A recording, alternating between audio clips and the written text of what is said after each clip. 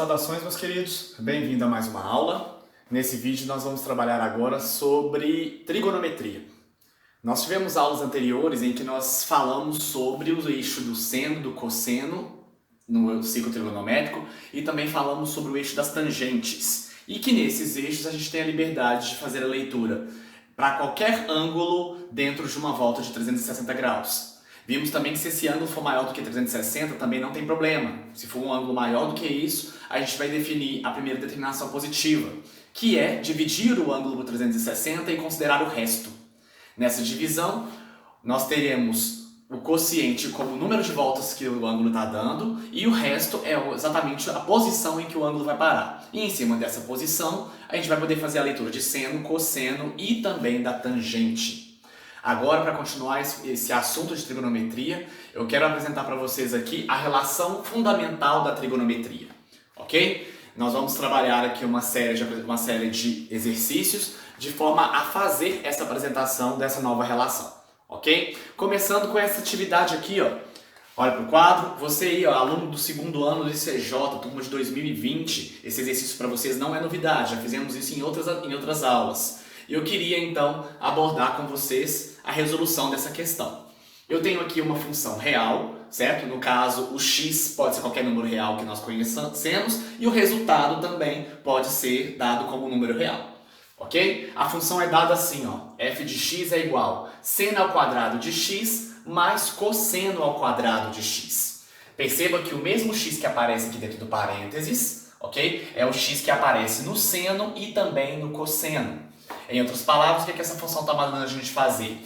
Calcular o seno e elevar ao quadrado, calcular o cosseno do mesmo ângulo e elevar ao quadrado. E em seguida somar esses dois resultados, ok? Nós vamos fazer alguns testes com essa função, considerando o comando que o exercício pediu. Ó. O exercício pediu para a gente calcular o valor de f de π sobre 3, mais f de 3π sobre 4, mais f de 7π sobre 6. Se você for observar comigo, ó, esses valores dentro dos parênteses, na verdade, são ângulos que estão dentro do ciclo trigonométrico, ok? π sobre 3 é o ângulo de 60 graus, está lá no primeiro quadrante. 3π sobre 4 é o ângulo de 135 graus, no segundo quadrante. E 7π sobre 6 é o ângulo de 210 graus, no terceiro quadrante, ok? Lembrando que para eu definir esses ângulos em radiano, eles estão definidos em radiano, se eu quiser transformar ele para graus, basta substituir aqui o π por 180 graus. Nós já fizemos essa demonstração em outras aulas, tudo bem?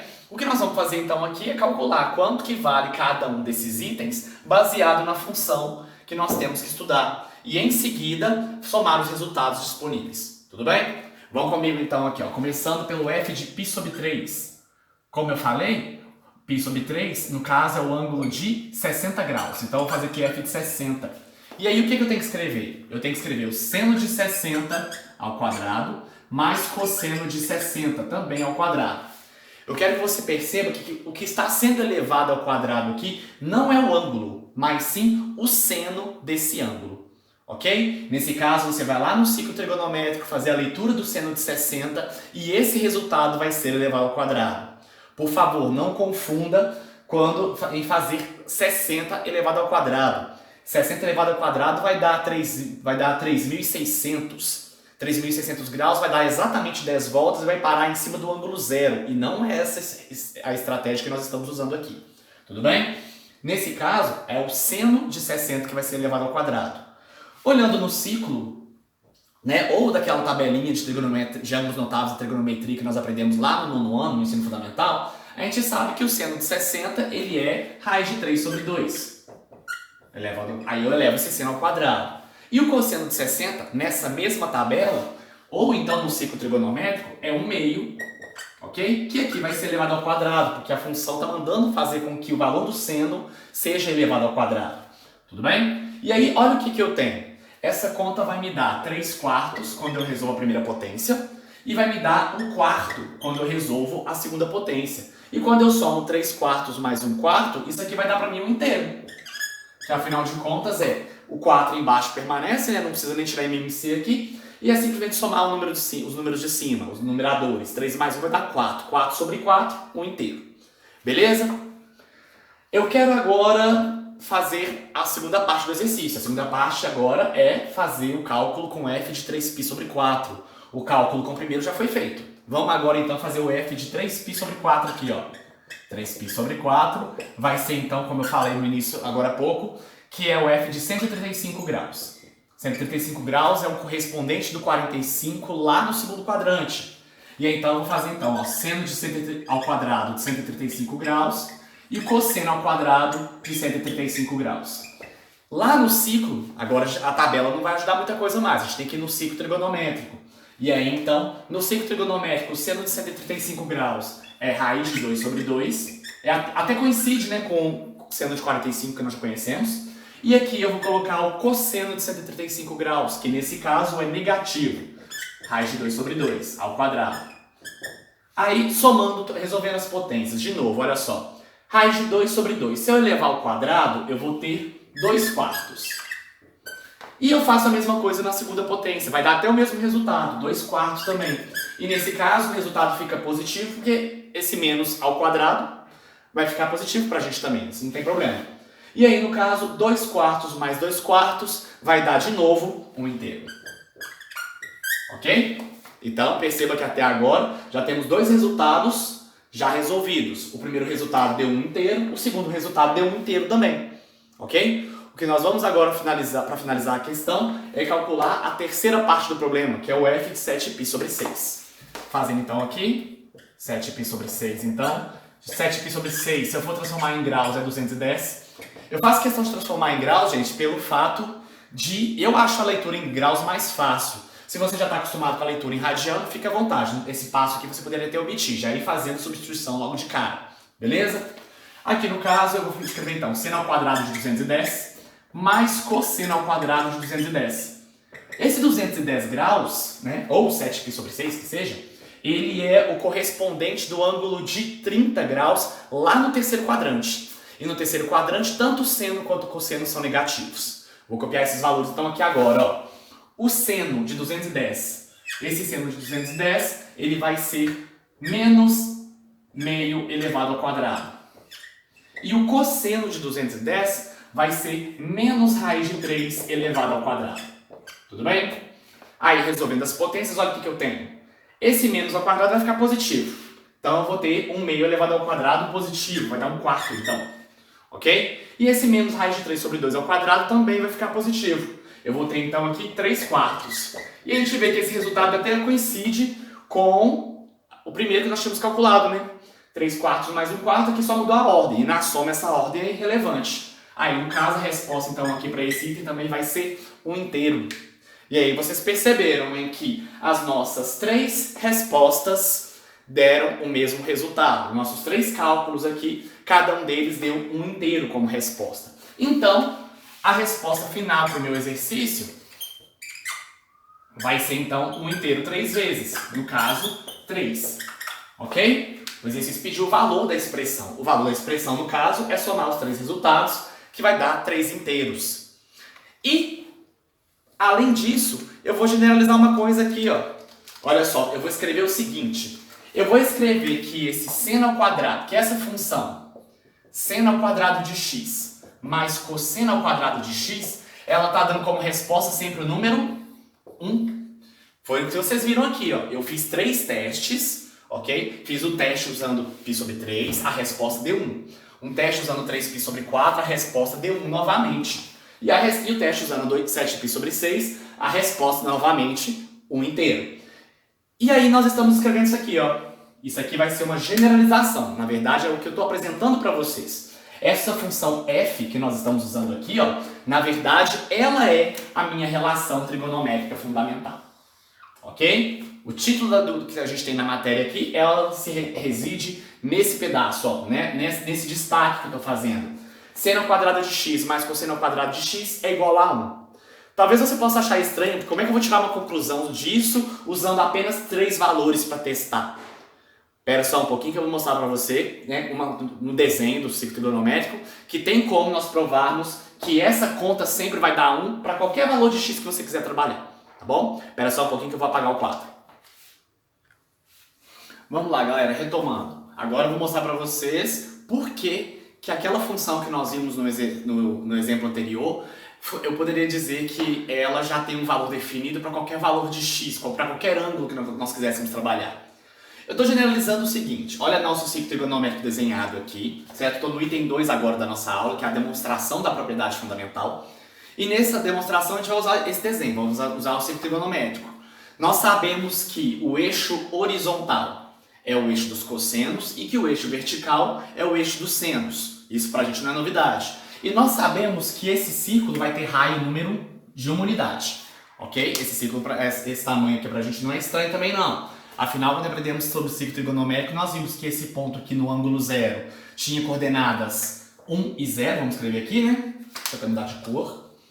Tinha coordenadas 1 e 0, ok? Aqui em cima as coordenadas eram 0 e 1, ok? Aqui na esquerda, esse ponto aqui correspondente ao ângulo de 180 graus tinha coordenadas menos 1 e 0, e aqui embaixo as coordenadas eram 0 e 1, ok?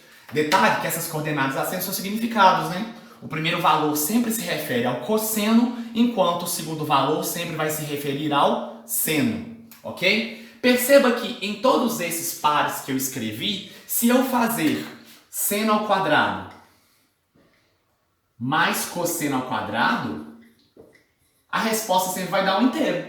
Claro que eu vou ter 1 ao quadrado mais 0 vai dar 1. 0 mais 1 ao quadrado também. Menos 1 ao quadrado dá 1. Com 0 ao quadrado continua 1. 0 ao quadrado mais menos 1 ao quadrado, né? Aqui embaixo negativo, também vai dar 1. Então, em relação a esses pontos principais nos quadrantes, que dividem os quadrantes do meu ciclo trigonométrico, essa relação aqui ela é válida, ok? Ela vai ser verdadeira para os ângulos notáveis que dividem os quadrantes. Agora, eu quero mostrar para vocês que ele essa relação serviria para qualquer ângulo.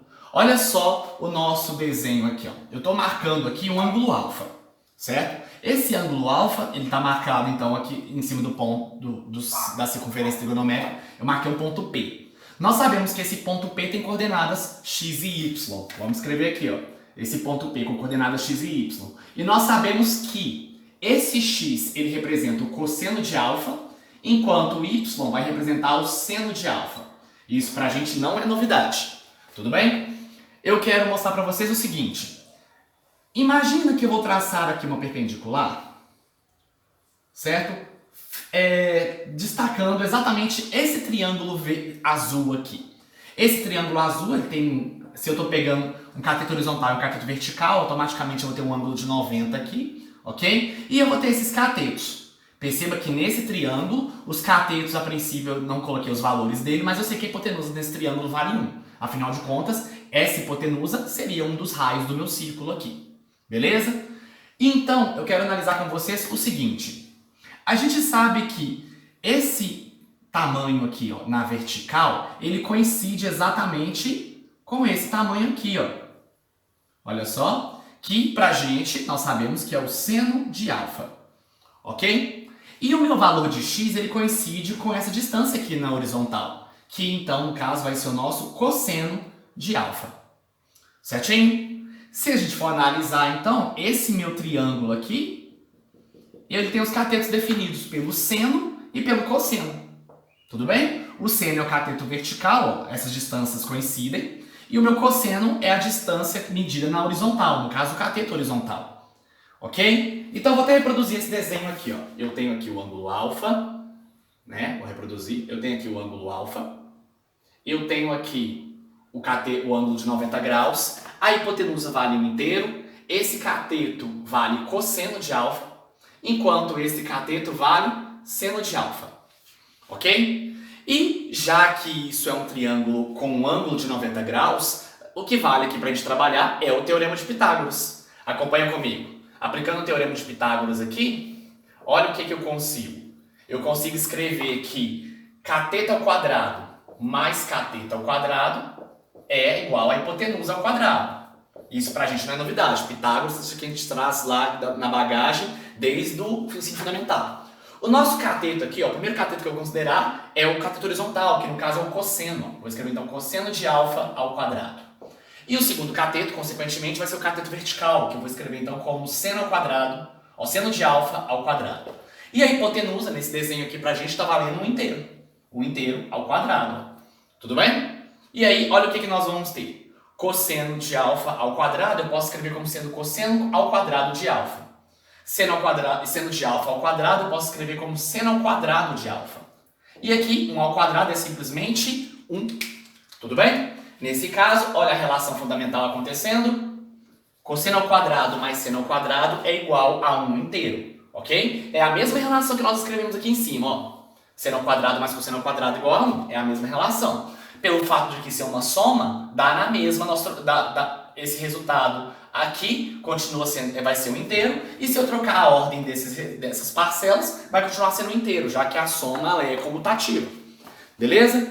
E observe, o ângulo alfa que eu estou trabalhando no cosseno é o mesmo ângulo que eu vou trabalhar no seno. Para essa relação ser verdadeira, os ângulos têm que ser os mesmos, tanto no seno e no cosseno. Ok? Percebam que eu trabalhei isso aqui no primeiro quadrante.